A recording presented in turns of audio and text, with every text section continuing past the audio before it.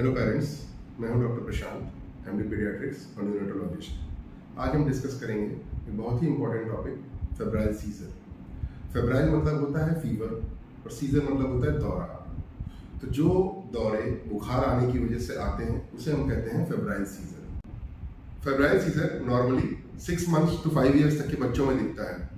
इसी को हमारे घर के बड़े बुजुर्ग या हमारे ग्रैंड पेरेंट्स कहते हैं कि बुखार सिर पे चढ़ गया है।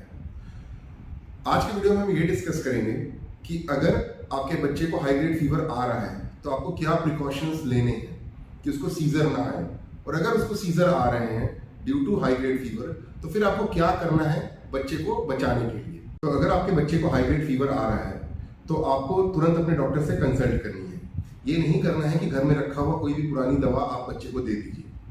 अच्छा, उसके बाद भी अगर बच्चे को आपने दवा दे दिया और लेकिन अभी फीवर कम नहीं हुआ, नॉर्मली पैरासीटामोल का इफेक्ट आने में भी 20 से 25 मिनट लगता है, तो अब आपको क्या करना होगा। और बच्चे को हाई ग्रेड फीवर आ रहा है तो उस कंडीशन में आप बच्चे को स्पंजिंग करा सकते हैं या नहला भी सकते हैं।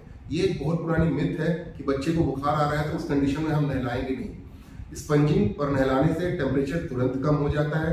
ये बहुत ही इफेक्टिव मेथड होता है। पैरासीटामोल का इफेक्ट आने में 20 से 25 मिनट लगते हैं और स्पंजिंग जो है तुरंत इफेक्ट दिखाता है, टेम्परेचर को कम कर देता है। But as per studies 30 minute के बाद इसका इफेक्ट उतना ज्यादा नहीं रहता है, इसलिए आपको पैरासीटामोल तो देना ही देना है उसके टेम्परेचर को कम करने के लिए।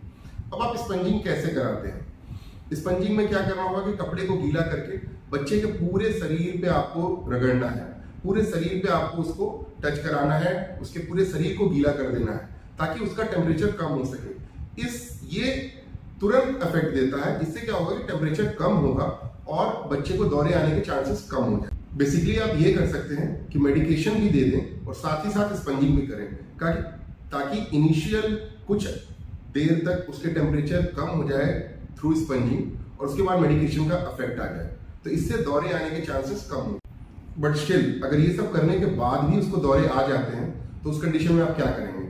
सबसे पहले तो आपको घबराना नहीं है, बच्चे को एक साइड की तरफ करके लेटा देना है, बच्चे को कुछ भी खाने पीने को नहीं देना है। ये seizure normally febrile seizure normally 30 second से 2 मिनट के अंदर अपने आप चला जाएगा। उसके बाद आपको बच्चे को तुरंत अपने डॉक्टर से कंसल्ट करना है। Thank you.